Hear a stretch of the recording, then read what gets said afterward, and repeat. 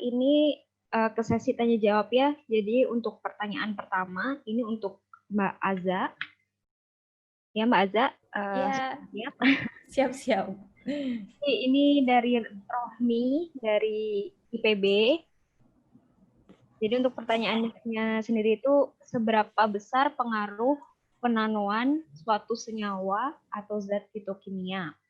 Dan apakah pernah dilakukan penelitian untuk mengetahui ukuran zat atau senyawa fitokimia tanpa proses penanuan? Ya, mungkin bisa langsung dijawab. Langsung dijawab aja. Oke. Jadi yang pertama, apakah dalam artian teknik penanuannya ya. Jadi kayak metode nanoteknologi ini bisa berpengaruh ke senyawa fitokimia dari herbal. Ini bisa terjadi dan ini bergantung pada proses penanuan yang dipilih pada saat menanokan nano herbal ini. Jadi seperti yang dijelaskan oleh Mbak Aning barusan, bahwa di proses nanoteknologi ini ada yang bottom up dan juga ada top down. Misalnya di proses top down, dia akan terjadi pencacahan material sehingga ukurannya sangat kecil. Nah, tapi dalam prosesnya ini melibatkan panas. Sedangkan kita tahu sendiri hal-hal yang berkaitan dengan panas pada titik tertentu dia akan merusak senyawa herbal tersebut atau merusak dari biasanya flavonoid maupun fenolnya. Sehingga di sini terjadi perubahan senyawa. Atau pada proses si bottom up ini ada reaksi gitu antara senyawa atau bahan dari fitokimia tersebut. Nah, ini maka bisa merubah senyawa fitokimia. Artinya, ini kita perlu memahami karakteristik dari senyawa fitokimia dari herbal yang ingin diproses. Jadi memang tidak dalam proses nano itu tidak bisa, oh saya ingin menanokan kulit manggis tanpa tahu senyawa yang ada di dalam kulit manggis itu apa saja. Karena dengan mengetahui list senyawa dari herbal yang ingin kita nanokan, itu kita bisa memilih metode yang pas sehingga menghasilkan hasil yang pas. Kemudian untuk hasil yang bagus maksudnya. Untuk yang selanjutnya tadi apa ya Galuh? Kan ada 2 tuh tadi, maaf. Iya. Apakah pernah dilakukan penelitian untuk ukuran zat atau senyawa fitokimia tanpa proses penanuan? Ya, itu memang pernah dan itu memang harus dilakukan jika kita melakukan penelitian tentang karakteristik nanopartikel. Itu sepertinya tadi sudah saya sampaikan di slide, ada yang gambar SIM, itu di SIM-nya kulit manggis, itu ada, ini saya share lagi kali ya. Mungkin sebentar saja 5 menit, nggak nyampe 5 menit.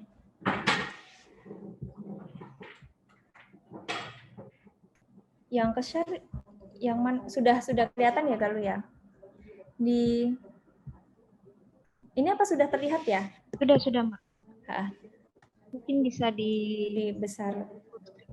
Nah, jadi yang ini tadi yang di slide ini, jadi gambar yang A dan B itu merupakan, yang A ini merupakan gambar-gambar partikel yang tanpa proses nano, dibandingkan dengan C, D, E ini yang dengan proses nano.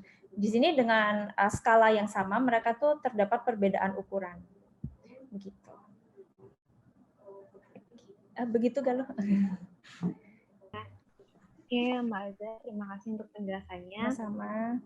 Mungkin lanjut ke pertanyaan kedua ke Kadi ya. Jadi untuk pertanyaan kedua itu,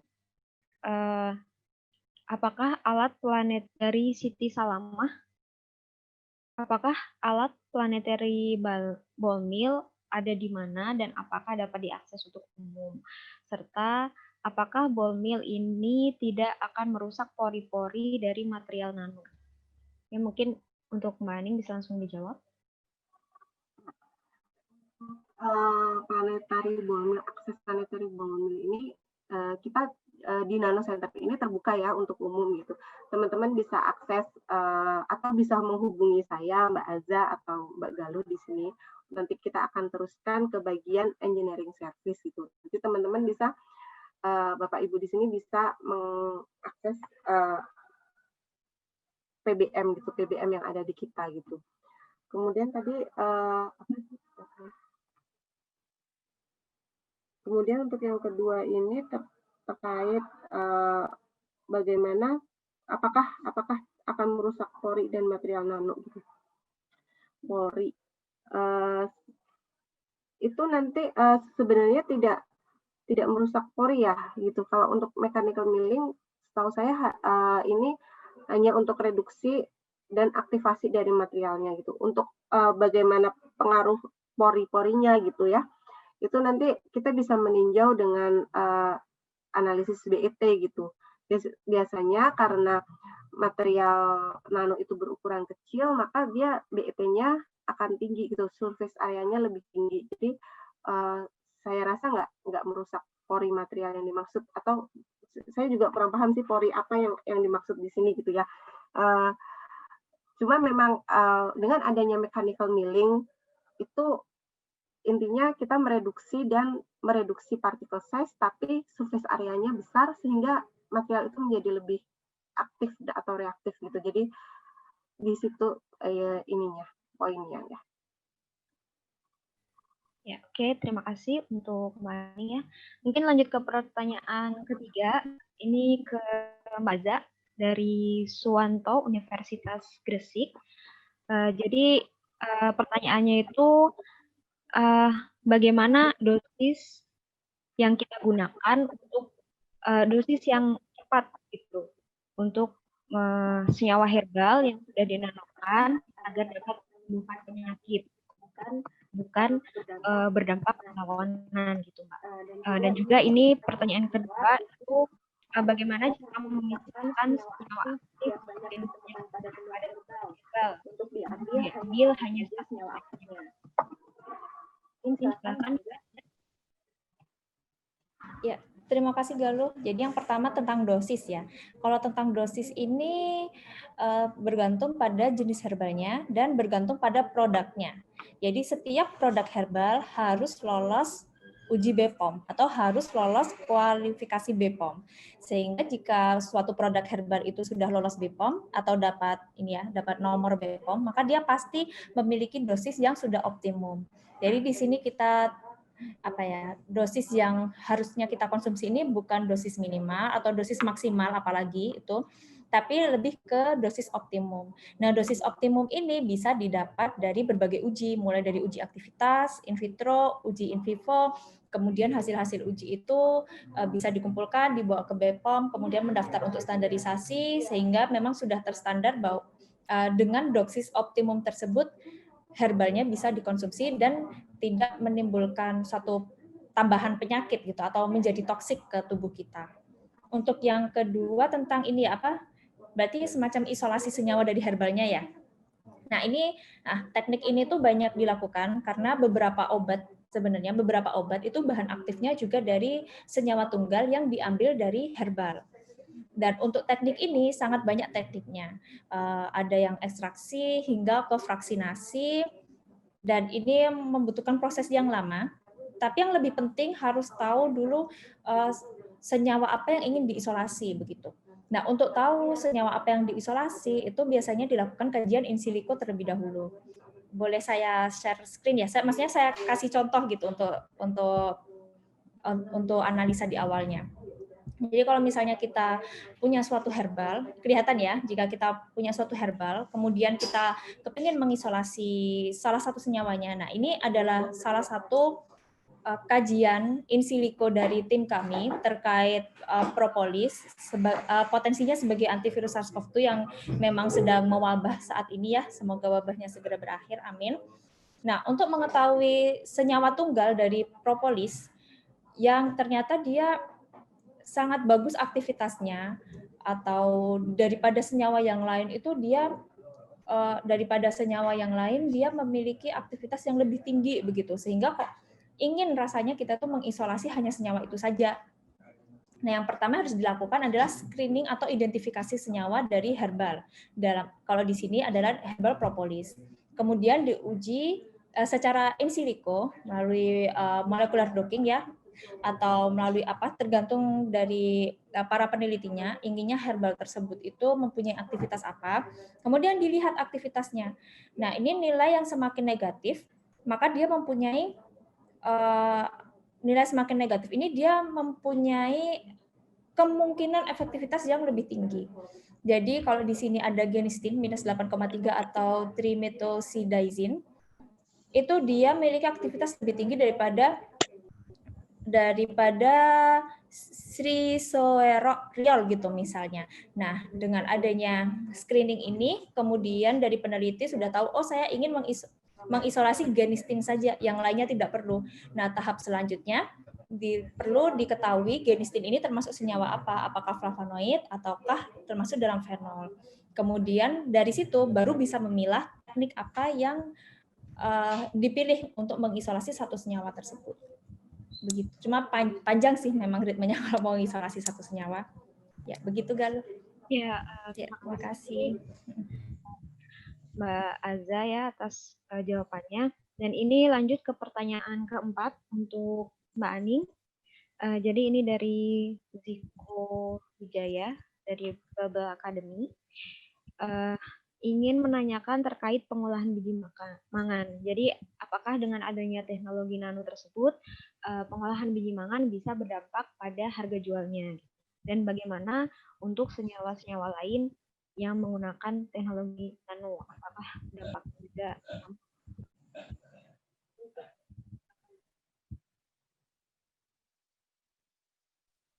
Baik, makasih Mbak Galuh.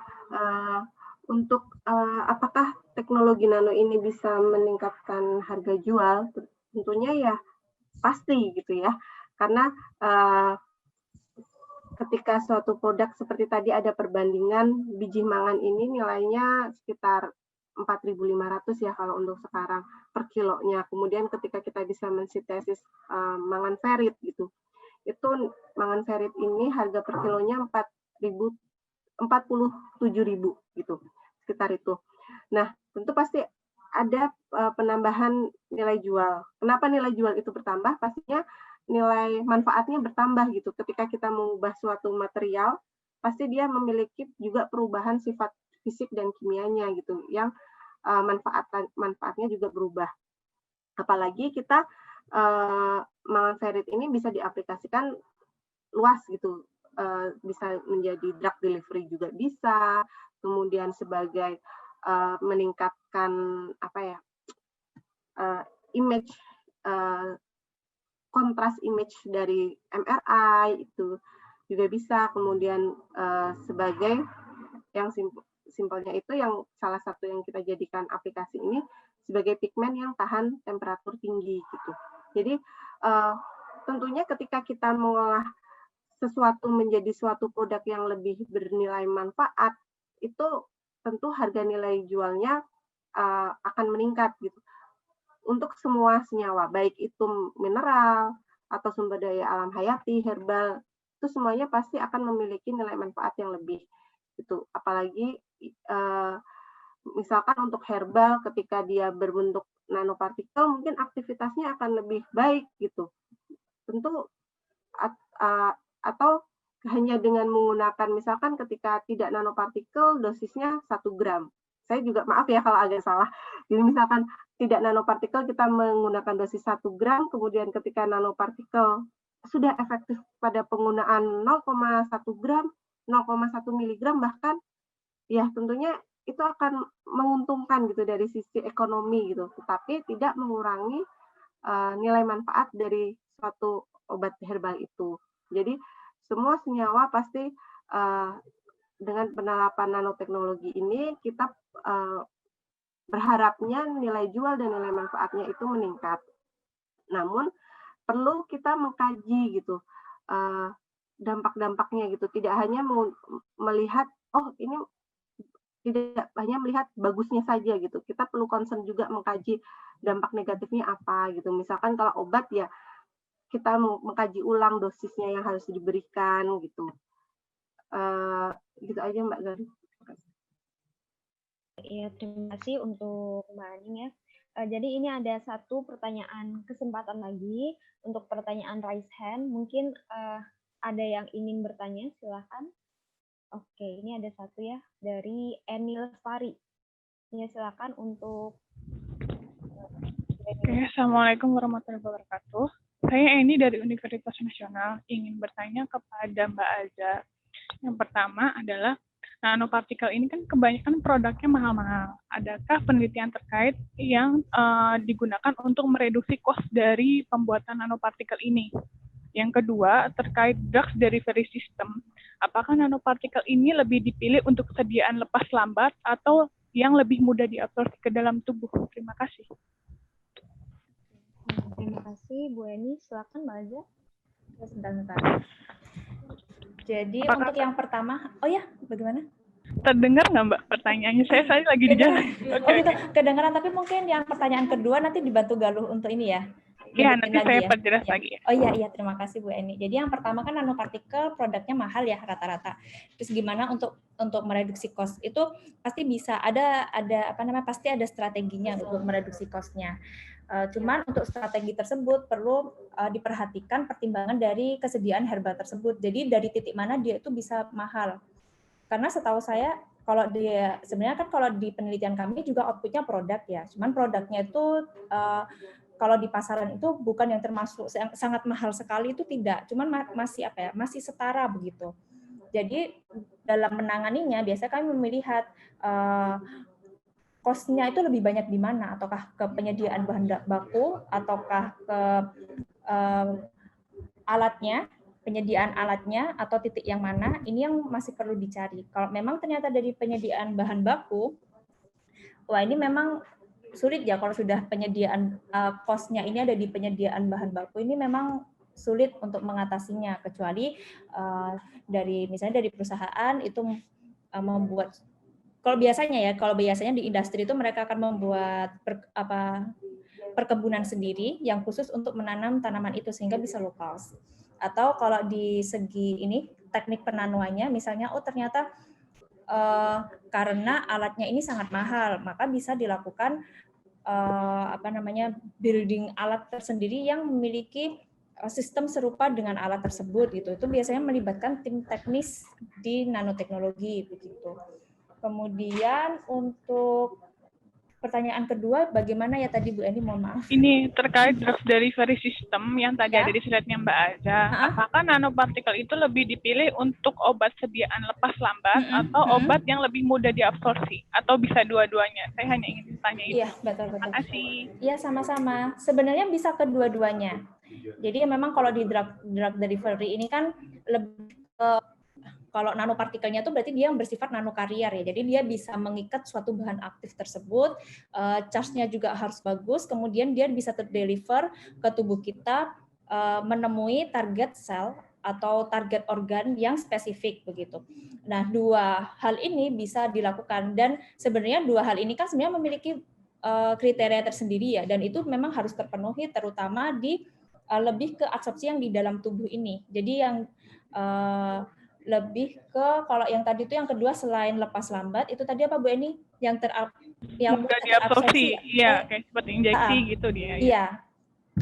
Oh iya, ini kan lebih ke ini ya, lebih ke jenisnya dari drug delivery itu. Bisa sebenarnya. Oke, asalkan sama-sama Bu Eni. Iya, begitu kan. Terima kasih atas jawabannya. Dan juga mungkin sebenarnya ini ada banyak ya pertanyaan-pertanyaannya, tapi mungkin tidak bisa dijawab di kesempatan kali ini gitu. Mungkin bagi yang ingin bertanya lebih lanjut, mungkin bisa langsung menghubungi email ya. Mbak Aning mungkin bisa menyantumkan emailnya, atau Mbak Aza juga jika berkenan mencantumkan email, silahkan. Atau mungkin nanti akan kami beri email Nano Center Indonesia ya. Oke. Untuk selanjutnya, untuk sesi tanya jawab saya akhiri, dan ini saya ingin memberikan sedikit penjelasan mengenai Nano Center Indonesia khususnya. Dan juga sebelumnya saya ingin memberikan pengumuman terkait door prize. Siapa saja pemenang door prize kali ini. Jadi untuk pemenang door prize kali ini itu akan mendapatkan 300 buku 300 ilmuwan nano dan juga voucher potongan harga untuk jasa penanaman di Nano Center Indonesia. Dan untuk pemenangnya ini ada Ziko Widaya dari Babel Academy, ada Suwanto dari Universitas Gresik, dan juga ada Eni Lestari. Nah, nanti masing-masing pemenang akan dihubungi oleh pihak Nano Center Indonesia. Gitu. Dan saya ingin sedikit menjelaskan, sedikit memberikan informasi mengenai jasa penanoan yang ada di Nano Center Indonesia sendiri. Gitu. Jadi kami, Nano Center Indonesia, Nano Center Indonesia Research Institute melayani jasa penanoan, terutama sambilin, penggilingan alusan.